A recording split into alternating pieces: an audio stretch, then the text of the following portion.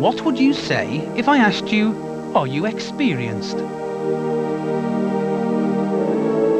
What have you done with your life? What have you achieved?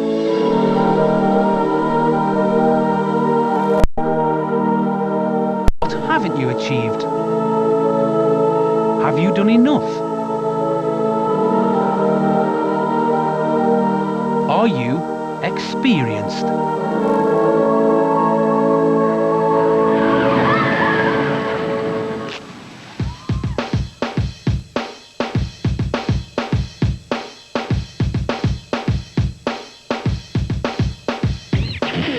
I always swore that by the time I was 20, I'd be famous. I loved turning 30, leaving a load of 20. It just felt so clean, and you left your 20s behind. If I reached 40 and I hadn't sort of got married or actually had children, I would feel that I'm going to be left on the shelf. One thing I'm really determined not to do is just go through life and live my life and then just die. And all I've got is a gravestone.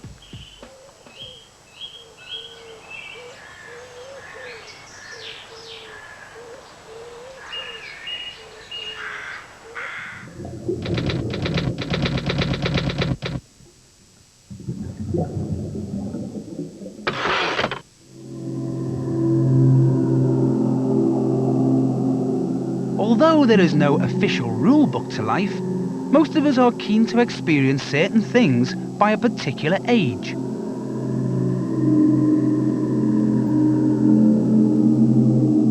Nobody tells us outright what these things are or exactly when we should do them, but the expectation is all around us. Maybe it's just the way we constantly compare ourselves with others. The only thing we know for sure is we're only here for a while, so we might as well enjoy it.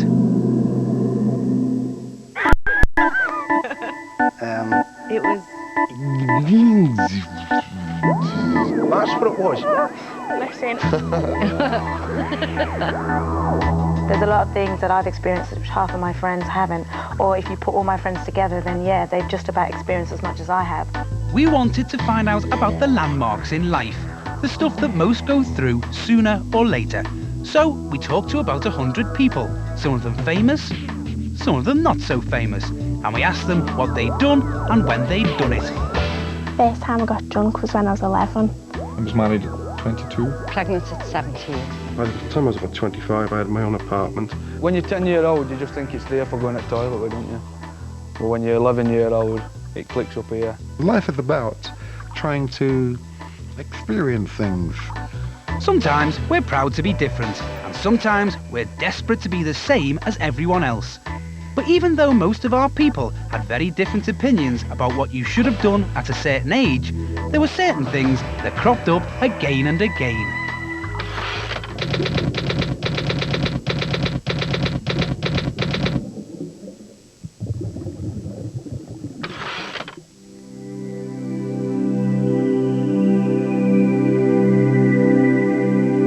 Being a kid is fun, but being a teenager is better.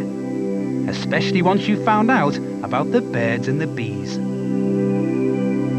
It's only natural that we get a bit preoccupied with sex at this moment. And as a teenager, you want to be absolutely sure you're not missing out on anything.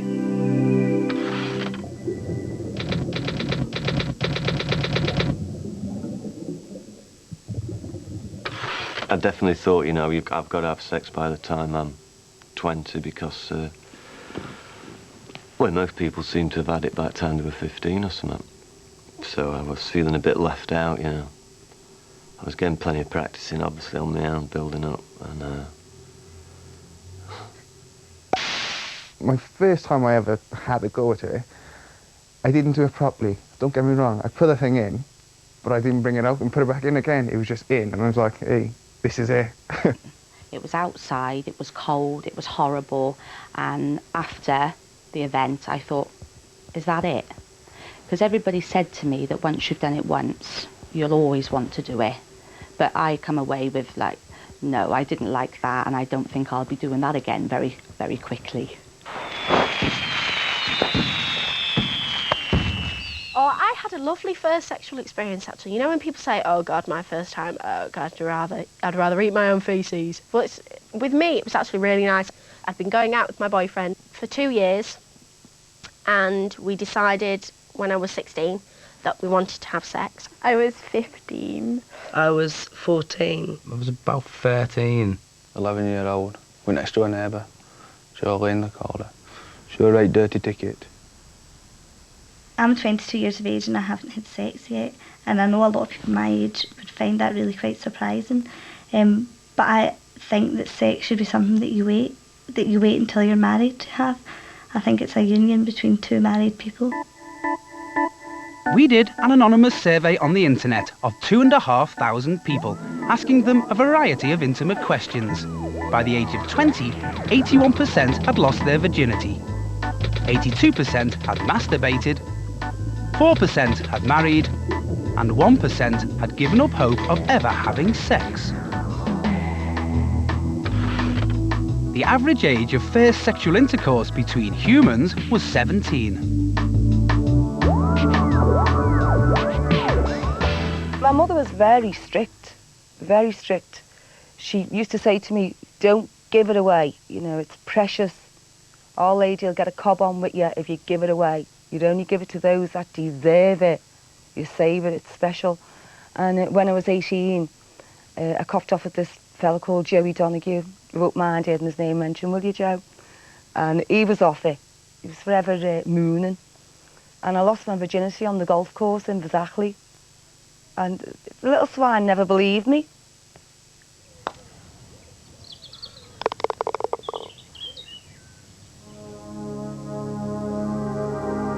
How old were you when you first had sex? What was the name of the person you did it with? Did you enjoy it? Can you even remember it?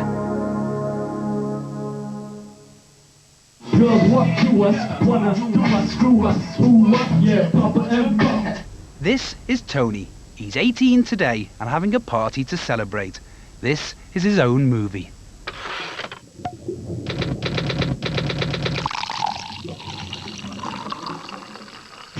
This is the food and the drink and stuff.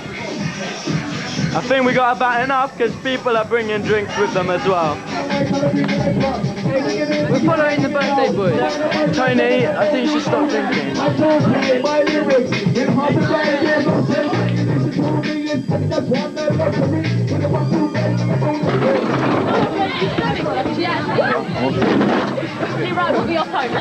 Tony's a great bloke, so giving, and he knows how to have a good time as well. What he's doing on his 18th birthday, which I guess should be what we all do. Do you find him sexually attractive? No, I don't find him sexually attractive personally. Not personally? Many other girls might, but I don't. Yes, we have, Tony. Yeah, we have.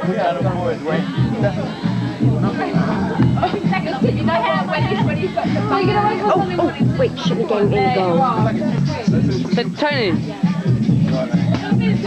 Tony, what do you think of your party so far? Ollie, make sure Tony doesn't stand up. You having a good birthday? Oh, you're gonna stand up! I don't want to be sick. So don't You're not.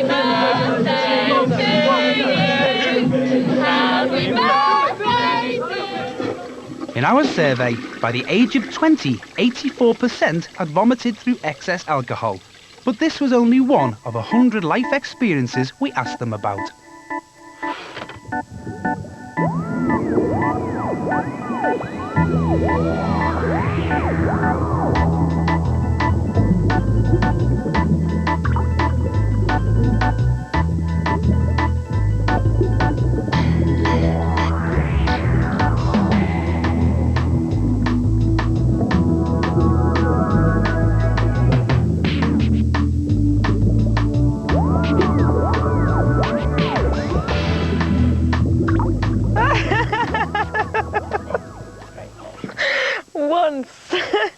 I wet the bed once. We'd been out and I dreamt I was on the toilet.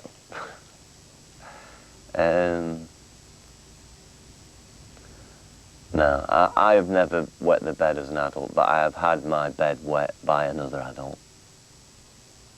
On quite a number of occasions, actually.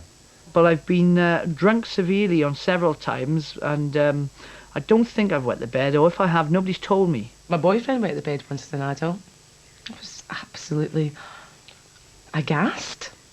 A grown man wetting the bed.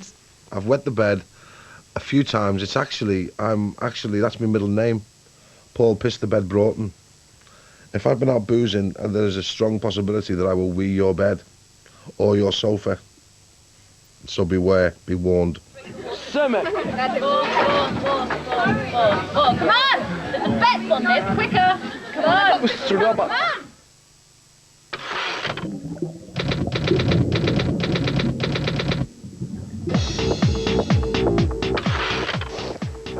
I have taken lots of drugs. Yes, I've taken ecstasy. I have taken LSD. I have taken cocaine. Must have been maybe when I was about 18, and I had always been very, very, very anti-drugs. The messages at school, the messages in the paper, don't take drugs, bad for you. And I can blame this on my brother. He took me out to Cream one evening, and he said, "Here, Vic," he said, look at everyone's having a great time here this evening, just try one of these." And he gave me a little round white dove, and I thought, oh gosh, no, I shouldn't really take drugs, you know, bad. So I dropped this pill, and it was just one of the most amazing and most memorable experiences of my life.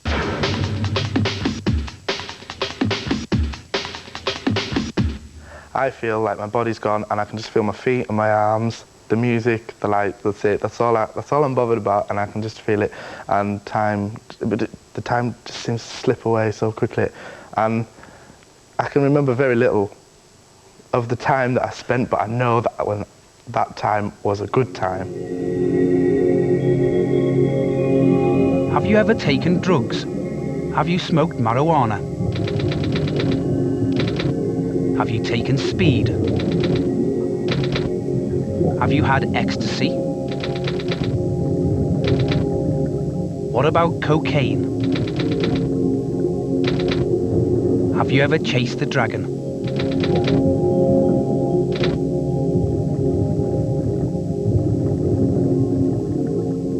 Why do people want to take it? That's the question. You know, if you're saying to a young kid on an estate in Kirby, what do you want to do? Do you want to take crack or watch Neighbours? That's why. Because you're asking people to just watch the spectacle. You can't take part in the spectacle. You can only watch it. People are looking for something that they're trying to find, and they try to find it in alcohol, and they try to find it in drugs, but at the end of the day, everybody's just having as crappy time as everybody else.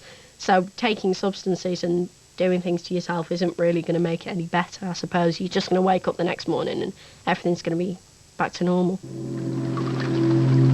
Despite our determination to have a good time, by the age of 20, nearly half of us have contemplated suicide.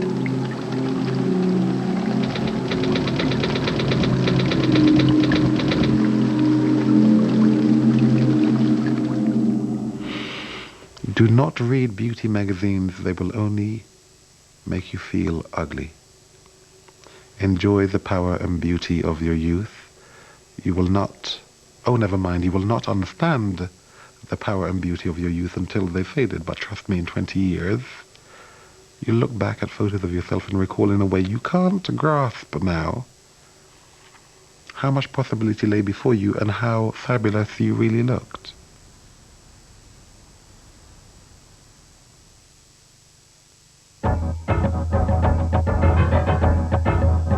I was really old when I left home. Yeah, and my mum will remember that. I was 21 when I left home. I was 17. So I was 18. 19. As soon as I left school, I left home and moved in with this girl. I was 17. 16, it was sort of something that was forced upon me from my dad.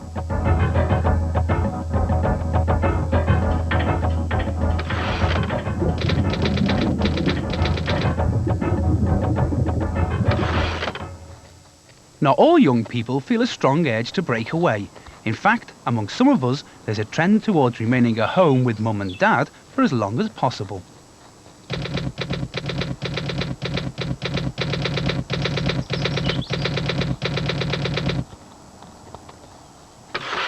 We've always encouraged them to be independent.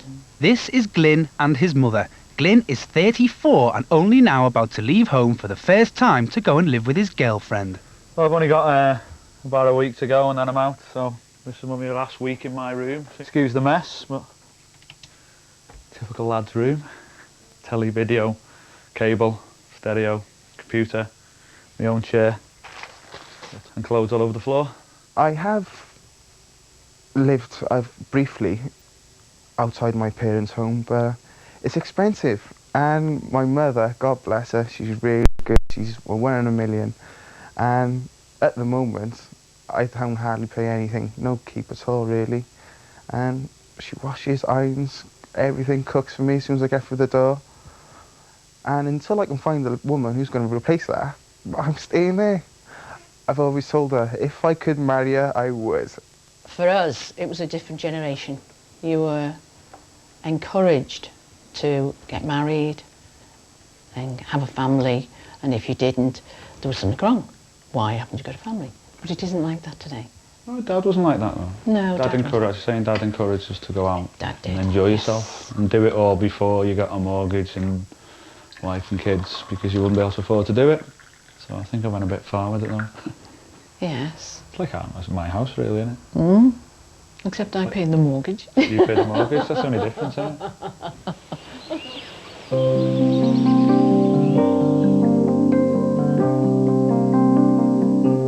Had you left home by 20? Had you lost your virginity? Had you been off your head? Did you used to worry about being left out? Do you still have that same feeling now?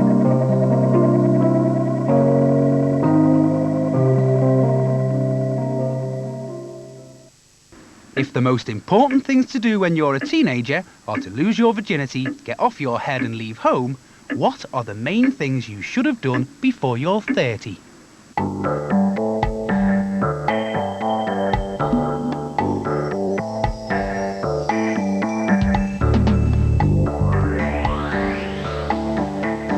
By the time I'm 30, I hope to have my own business. I want to be settled down, I want to be in a good job, I want to be earning money. A comfortable home, comfortable living. It'd be nice, wouldn't it, having your own house with your own stuff in it.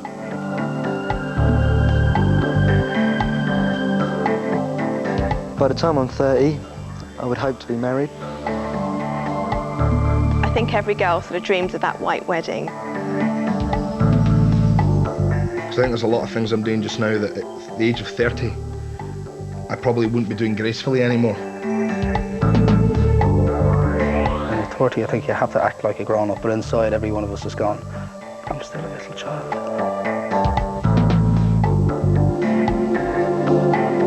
Whereas our teenage years were about winning our independence, in our 20s we have to decide what exactly we're going to do with it. First of all, I thought I'd be a PE teacher.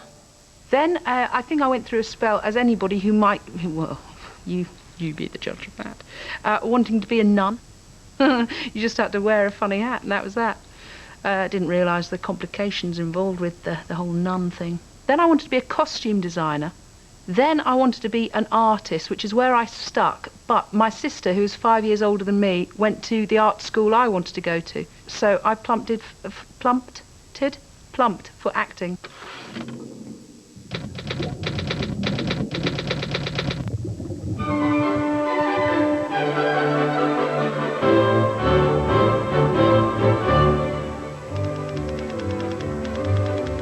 I'm a telecommunications consultant.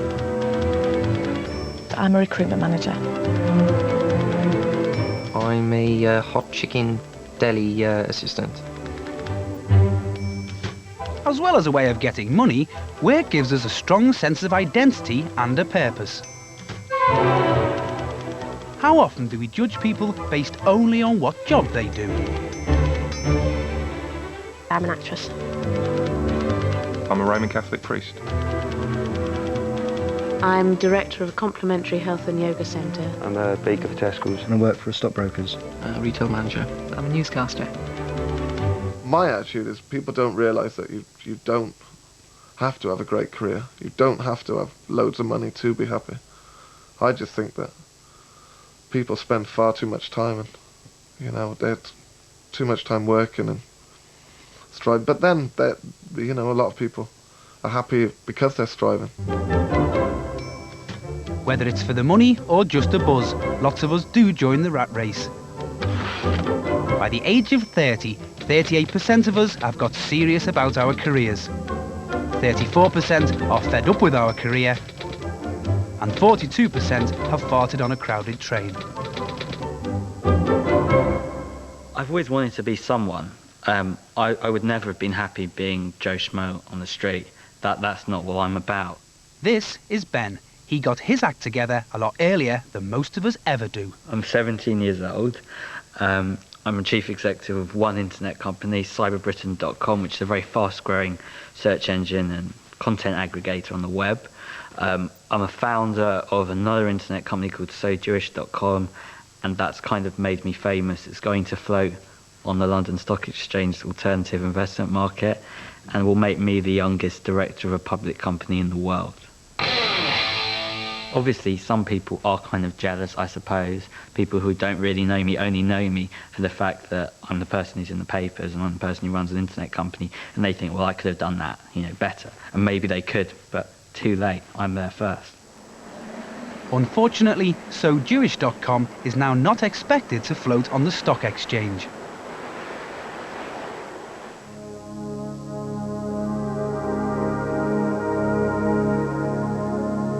Is your job the most important thing in your life?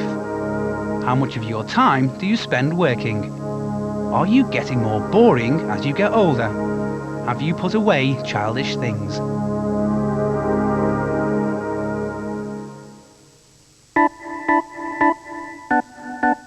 Most of us grow up a lot during our 20s, and the humour of our bodily functions starts to lose its appeal. But not all our grown-up energies are focused on getting jobs and making money. Most of us have got at least one eye on finding that special someone.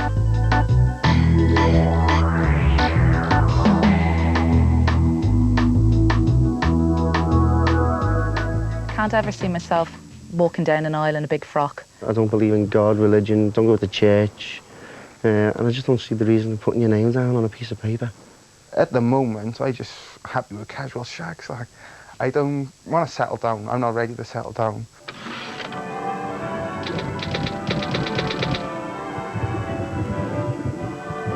I got married 2 months before my 31st birthday, so I was 30 when I got married.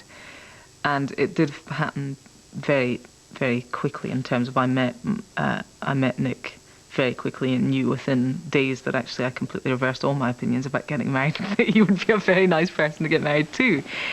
In fact, when I met him, I said to my sister, a few hours after we'd met, I said, he's the one, isn't he? He's the one I didn't think existed. The average age of first marriage is 29 for men and 27 for women. No, I don't want to get married. I don't want a husband telling me what to do, because if you're just two partners, then it's not like you're committed to each other, but marriage is like the big commitment, isn't it?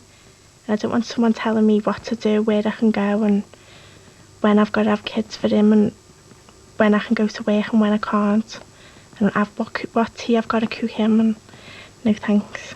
So it happened to my mum, I don't want it done to me.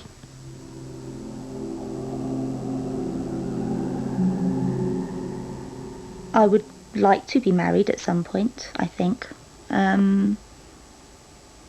I thought I'd met someone that was going to be that person last year, but that wasn't to be.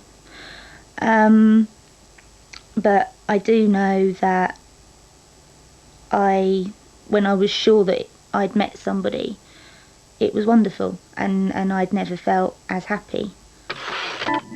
By the age of 30, 69% of people had felt dizzy with love, 64% had had their heart broken, and 38% had organised their record collection in alphabetical order.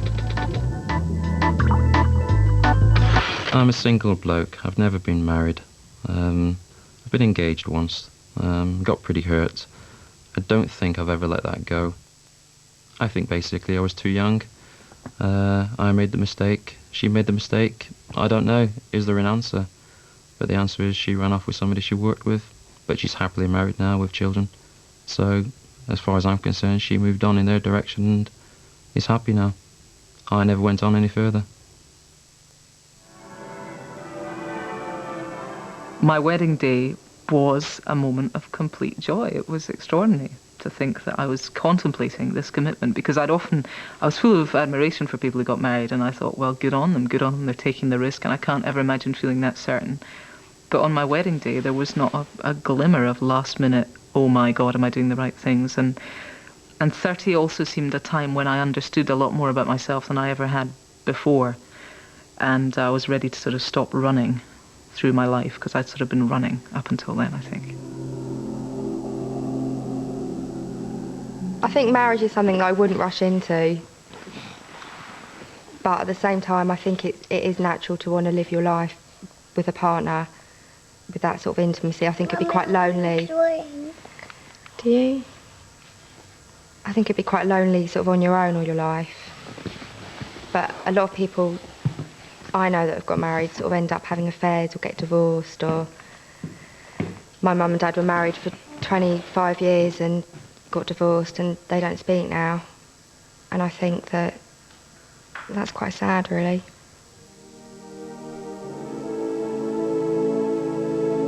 How old are you? Are you married? Are you sure you're doing the right thing?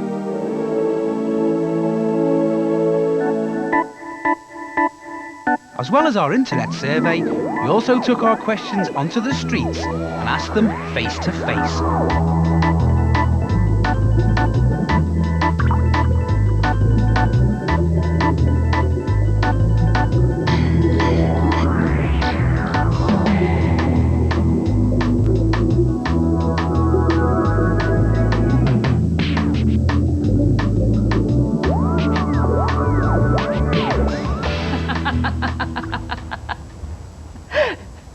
I've never faked an orgasm.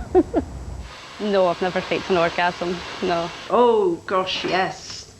Yes, loads of time I faked orgasms just to keep a man happy. They think you're enjoying it and you just do it because it's your duty sometimes to do these things. Right.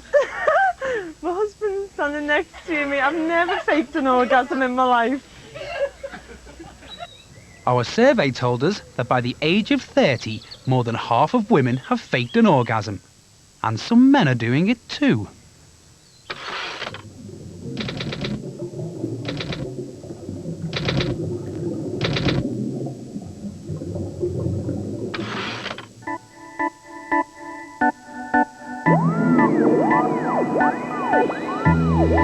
It is a real achievement to have a place, and when it's nice to be able to go home and know that it's yours. You walk through that front door and you know that that is yours now.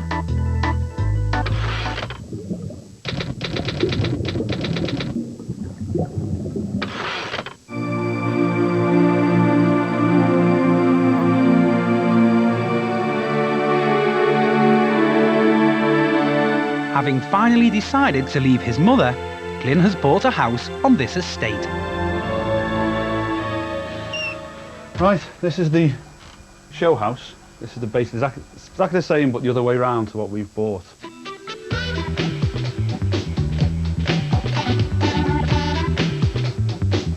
Glyn's house is one of the bigger 3-bedroom semis that we do on here, called the Ultima.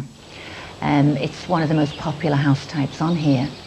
Nowadays, young people in particular don't want to be coming in of an evening and decorating, putting in double glazing, taking windows out, putting in a new system of central heating.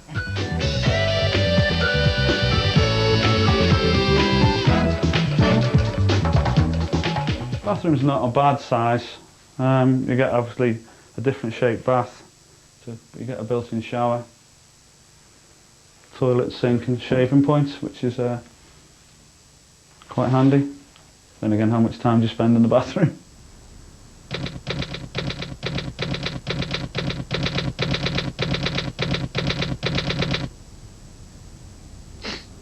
I can't believe.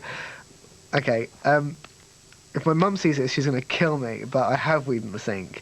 I used to do it a bit when I lived at my mum's house. If I got in really late and I didn't want to go out and disturb them, I had a sink in my bedroom and I used to use that. I went out one afternoon and I was blathered. And I couldn't be bothered going to the toilet. But the toilet were already there and the sink were there. And it were 2 footsteps away from the sink toilet. So I just lobbed it out and put it on the sink. There you are, thank you.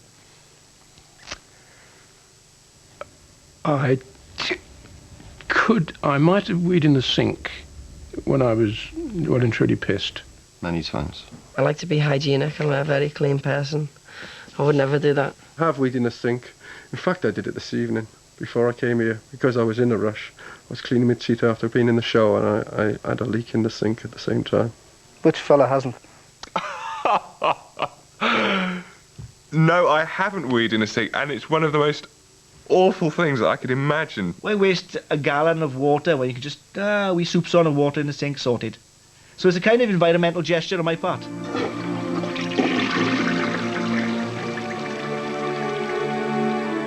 Just passing the toilet, you have a downstairs toilet there, which is right by the front door, which is quite handy.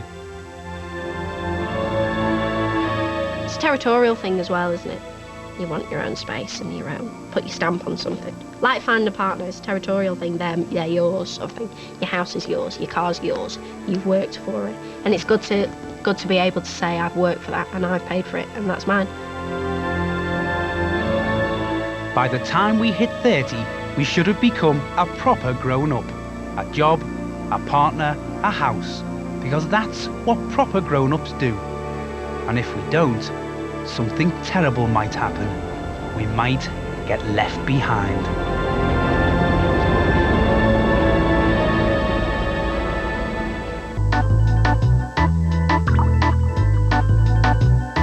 Some people say life begins at 40. Others, from then on, it's all downhill. Most of us agreed, though, that whatever way you look at it, 40 is a big deal. If I reached 40 and I hadn't sort of got married or actually had children, I would feel that I'm going to be left on the shelf. By 40, I'd like to have made millions and just be able to take a complete step back. I would expect my 40th birthday to be a sad affair. I think once you get past 30, to be honest, then you stop celebrating birthdays. It's not all doom and gloom approaching 40. There are some advantages to being in our 30s.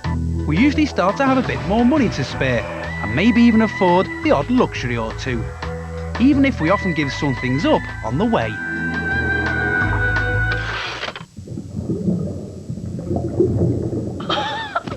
Oh my God, my mum's going to be watching this. Have I stopped masturbating? What sort of question is that to ask a boy? Yeah, I don't feel the need to do that anymore. I haven't stopped masturbating. No. I haven't stopped masturbating now. I don't, to be honest with you, I'd be surprised at any man who has. Even when you've got a girlfriend and all that, you don't stop. I reckon you probably you do more. No, we do it together now. We do it as a you know. I have since I got married for some bizarre reason. It's too crude now. So it's not, I'm certainly trying to give up masturbating for good.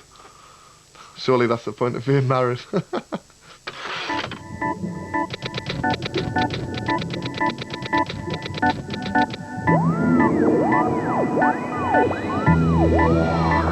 Perhaps we find something more productive to do with our energies.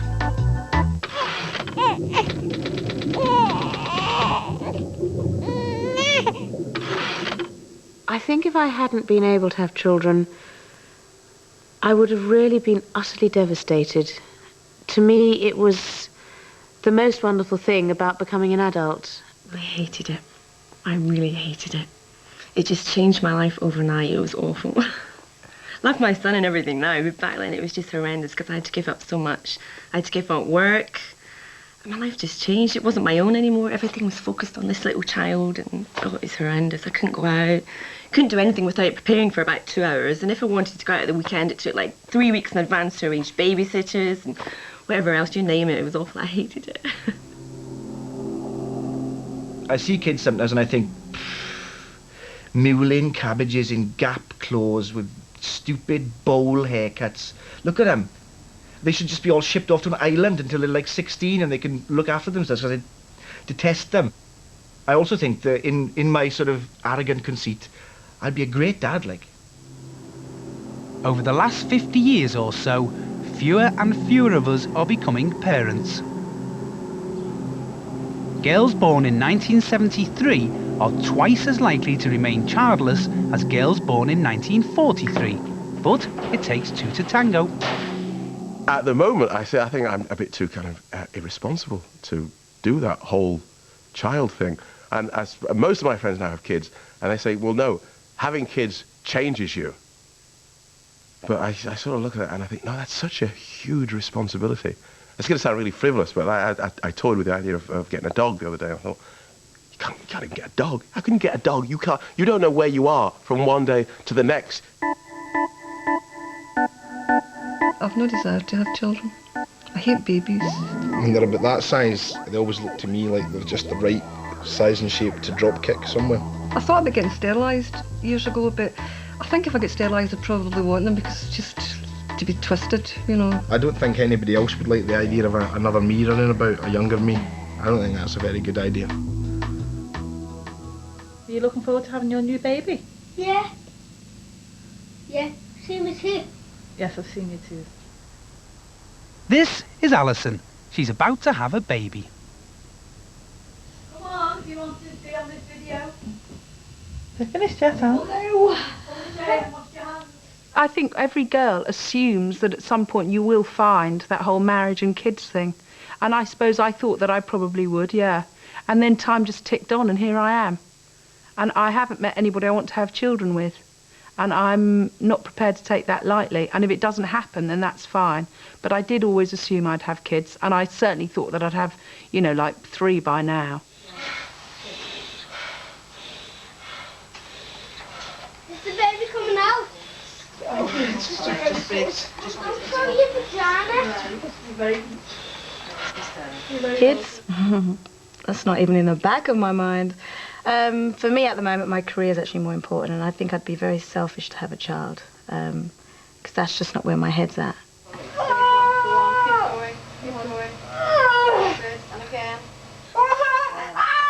I'm good with kids, but I can't see myself having kids.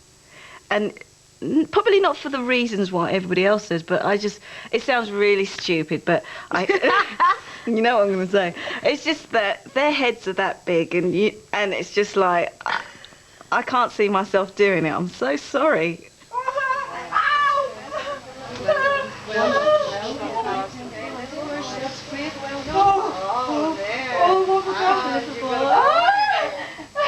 What time is it, please?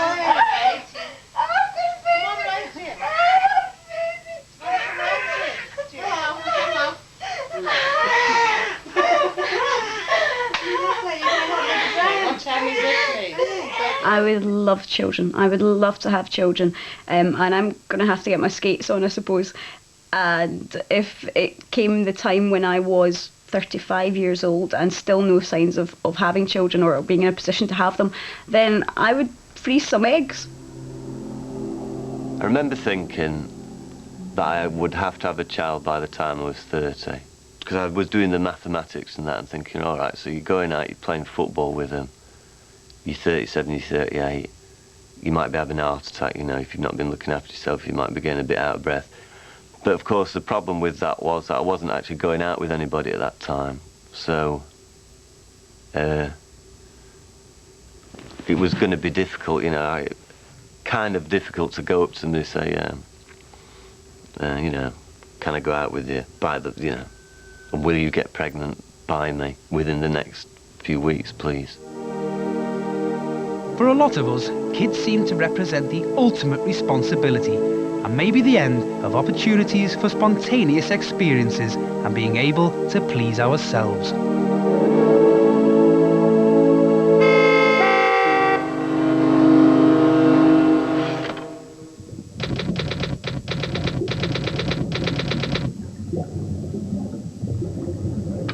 I think if somebody's got money, the first thing they do, apart from having a nice house, is they buy a nice car, because it's a status symbol. It's like having nice clothes, isn't it? Everybody likes having nice things. There's nobody who's going to say, oh no, I've got loads of money, but I drive a Lada, because I want people to think I'm in with it. No, you'd go out and you'd buy a nice car. It's just what anybody would do. It shouldn't reflect how you are as a person, but it does, let's face it.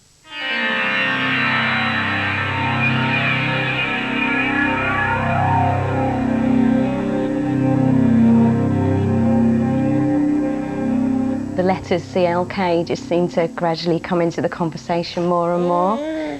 I had morning sickness at the time, so I wasn't in the slightest bit interested. By the time I'd sort of recovered enough, I think it was on order. This is Andrew.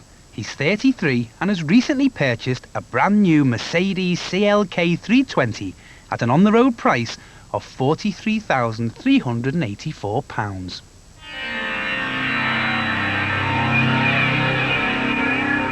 I was already interested in Mercedes cars, fancied the Mercedes E-Class, but when I saw this there was nothing else that was going to do the job for me. It's got the indicators in wing mirrors, which I think is like a stylish touch. It seems to stand out. Most people have commented on that. I mean, the interior is just fantastic. There's plenty of toys on it. Electric driver's seat with memory function. Leather seats, you can't have a Mercedes without leather. Folding door mirrors. Decent stereo with CD stacker in the back, air conditioning and climate control.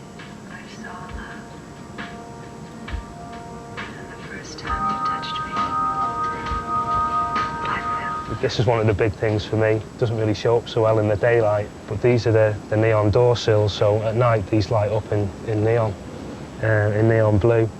Took a lot of stick over that, a lot of stick in work.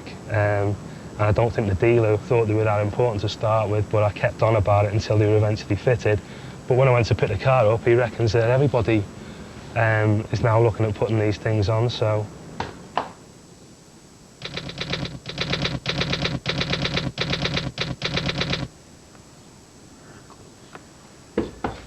It feels special when you drive it, you feel like you're driving something expensive, something exclusive.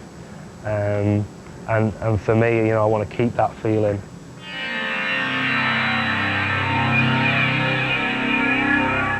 We're too scared to drive it anywhere and park it anywhere and leave it alone at the moment. It's so new. So all we seem to want to do is drive it round the block and then come and put it back to bed in its garage. Yeah, I mean, I have to admit it has spent a lot of its time in the garage and I've spent a lot of time sitting in it in the garage.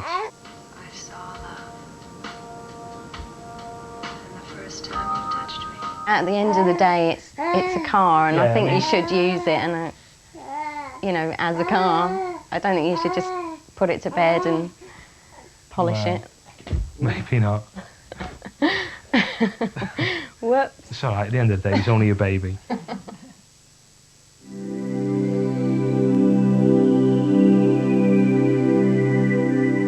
Would you like a better car?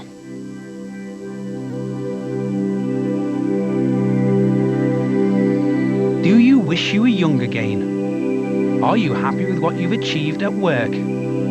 Are you happy at home?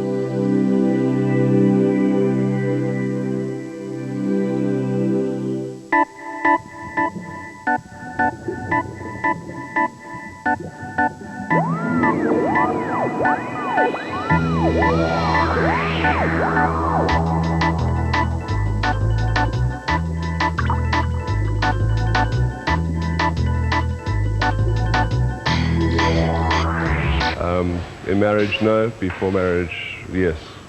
Never cheated on my husband. Many years ago, I have cheated, but that's why I'm on my own now, I suppose. No, I've never cheated my wife. mum, actually. I cheated on my husband when I was 18. You make your vows when you get married. That's it, you should stick by them. Quite a few times. Yeah. 2 marriages, in fact.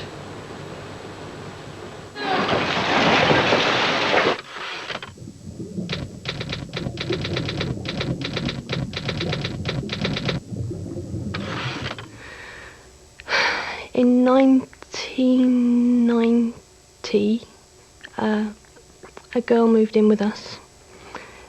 We'd met her at church, and she had been living with her boyfriend, but that broke up, and she didn't want to go home because that was in Yorkshire, and we live down in London. And I suggested she came and stay with us for a little while. And a little while became 4 years, and after a very short time, well, we all became close, but they became particularly close. And the first 2 years of that I struggled with, but I trusted him still. And he kept assuring me that there wasn't a problem. She just was like a daughter to him and that kind of thing. And then one day I just said, I don't believe there's nothing going on with you and her, and he said, no, you're right, we've been having an affair for 4 years. And there's very little feeling. It's really strange to think that I love this man, married him, had 4 children, and there's nothing, really. Even if, by the time you were 40, you have managed to avoid the affair, got a nice home and had your children, how are you going to get through the rest of your life?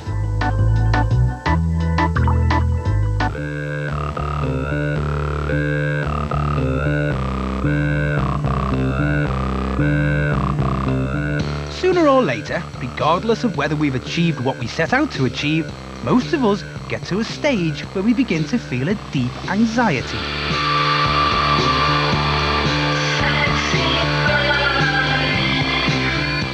It's a feeling that just seems to creep up on you, and the hardest part is trying to understand exactly where it's come from.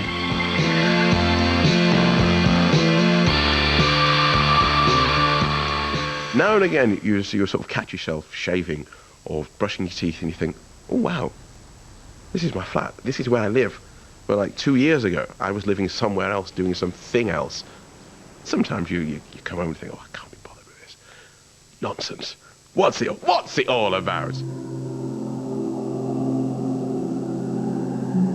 There's certainly got to be something hormonal, something biological, I would have thought. And certainly something mental. So it's something to do with I'm unfulfilled.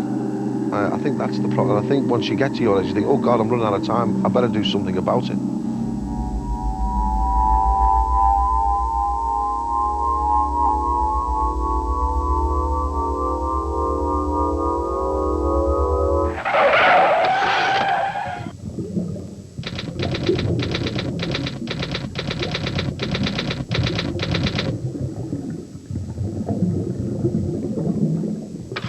I think I got to about 48, 49. I decided, no, this is not the way to go forward.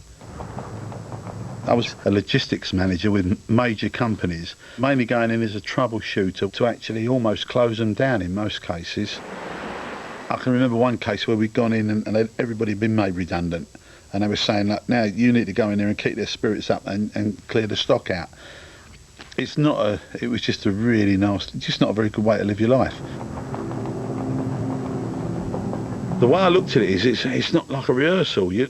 I'm 52 and I want to be waking up with a grin on my face, knowing I haven't hurt someone, knowing I feel good about what I'm doing in life. And luckily I ran into another guy who's done exactly the same thing, sold his property, he'd got a studio, and we spent a year putting an album together. I'm not expecting to join a boy band, but you know, we'll just do it, and I'm sure there'll be a living in there, but a living that will make me feel like I'm a human being, which is just the whole bit, isn't it? You know.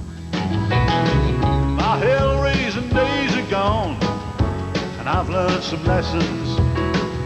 Been working day and night to fight off depression, ill will and untold bills. She said I just can't cope. This is the rhythm doctor calling on a last mission of hope. I'd been married for 16 years.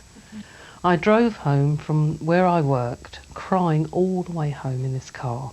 Sort of like sob, completely forgetting that my husband was at home. And I stepped out this car, got inside the front door and just broke down completely. And I looked up and there he was, painting the kitchen. And he said, "What have you done? Have you smashed the car up?" And I said, "No." And he said, "Are you pregnant?" Because he'd had a vasectomy. And I said, "No." "Is there somebody else?" And I said, "Yes." Then I said, "I'm gay." I felt very guilty about it and I really suffered for it. And I didn't know what I was going into.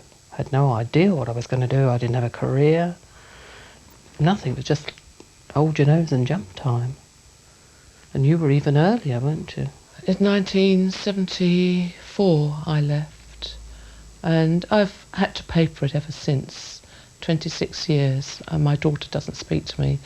I don't see my son, and my brother and sister don't understand, and don't seem to want to understand. But it doesn't stop me being happy. I think there's a price we all have to pay for liberation, for freedom, for being ourselves. I know if I'd stayed, I would have topped myself. Yes. I couldn't have carried on. And I think you've said the same. Yes, it was a choice between staying and suicide or leaving.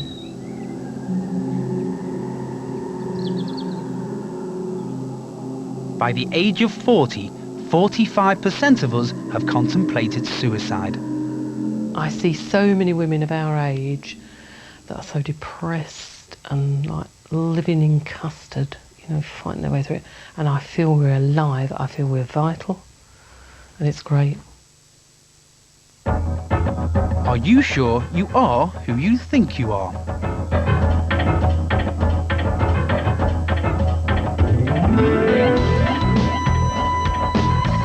Do you ever get the feeling that you're spending too much time doing things that aren't really that important?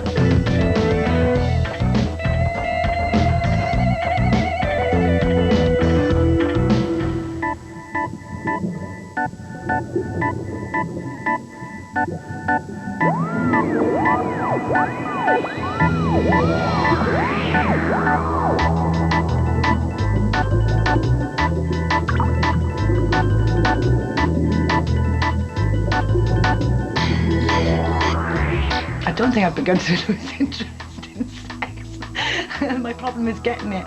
I've been married 27 years and I find sex still as exciting as ever. I'm no longer interested in sex. I probably have. I'm 63 years old. It doesn't worry me one way or the other. Never lost interest in sex. I always feel like sex. Feel like sex now. Only 1 in 10 of us expects to lose interest in sex before we die.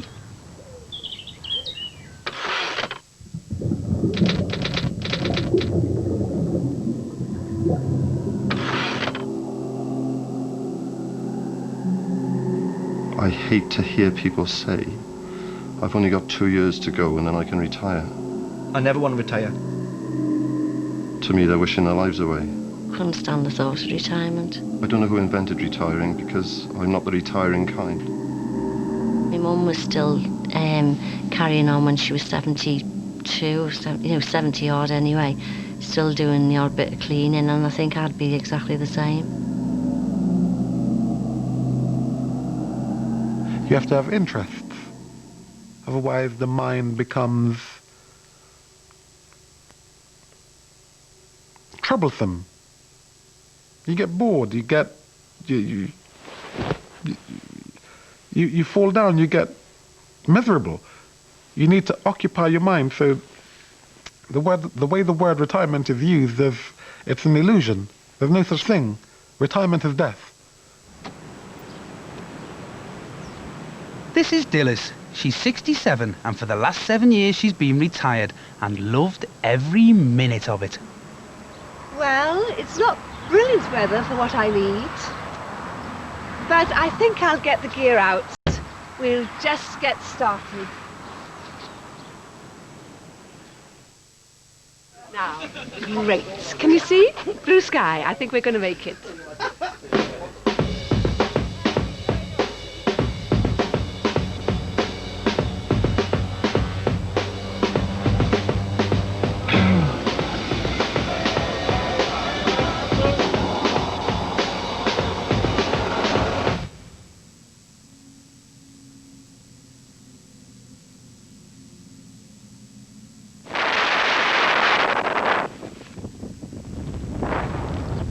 Dilys has done over 500 skydives and sometimes does 3 or 4 in a single day. I was 54 when I started skydiving. I never even thought about skydiving. But I was in a rut. I used to wake up in the morning and think, oh, is this just coming to the end? Do I just now slow up until I die? I know that I'm going to die very happy. And I'm going to look back on my deathbed and not feel that there was something I might have done that would have made my life good and that I didn't do because I was scared. Scared of death, mate. Scared to death of death. I think you imagine that it'll go on and on and on, you know, that you're immortal. I'd like to be about 80 when I die, and I still have my faculties about me. I don't want to be a burden to anybody. Oh, you're crapping everywhere. And, you know, I'd like to just go quick. You know, I wouldn't... Look, the chance of living like the Queen Mother, living under, there's no chance. What's she ever done? What's she ever done in life? She's ever done nothing. Well, just stirred a cup of tea. That's about as much as she's done, you know. Are you afraid of dying? If you knew you were going to die this time next week, what would you do between now and then? What have you learned about life so far?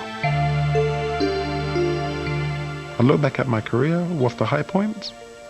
Really, I never knew. Because I took it all for granted. That's what human beings do. We take things for granted.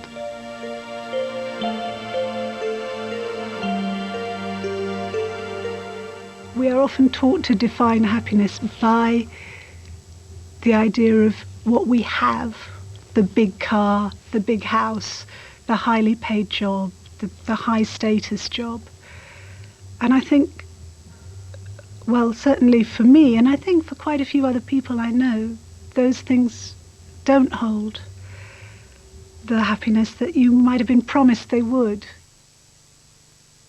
In September '97, I was diagnosed with breast cancer. I found out I had a lot of lymph node involvement, and currently I have secondaries in various other parts of the body, including my bones and my lungs. I think my first reaction was complete panic. I was absolutely terrified. We think we can predict the future. We make plans for the future. We save up our money to go on a holiday in a couple of years' time. We take out our pension plans. We make a lot of plans for the future, and sometimes I think we almost live in the future.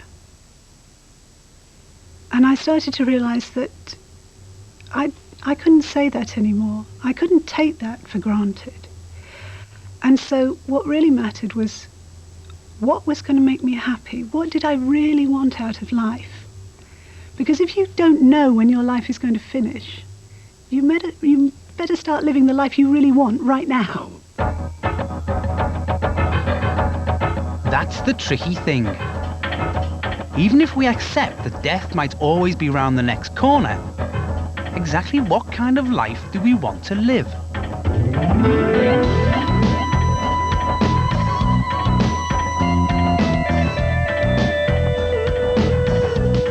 Maybe being happy isn't as straightforward as it should be because we've got too many choices.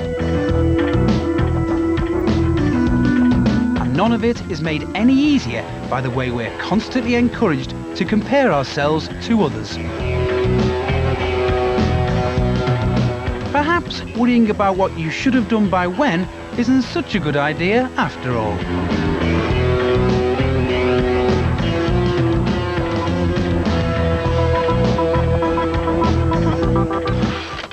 if you think of your life as a checklist of like, yep, done that, shagged that, eaten that, drunk that, you know, it just seems a bit, I don't know, it's like you're a tourist in your own life, do you know what I mean? It's like somebody's give you this guidebook saying, whilst you're in the beautiful country of life, make sure you visit da da da da da da da. And I think it's better just to, what I'm trying to talk myself into maybe, is just to do things for their own sake and because you enjoy them, not because you know, you don't want to be left out in a pub conversation or something. That's where I'm attempting to get to. Whether I'll ever get there, I don't know.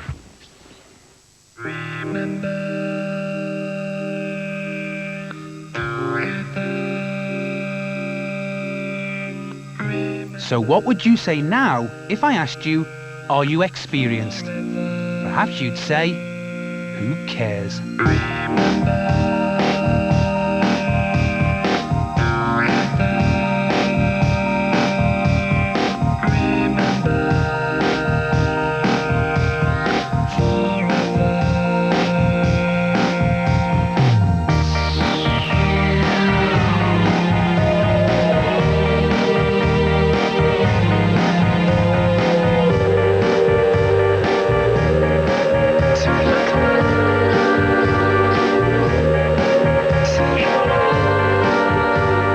What happens when 20-year-old country toff turns hardened nightclub bouncer? Find out Tuesday at 10 in Faking It. Next, 4 Later explores the rise of the cyborg. SFK in a couple of minutes.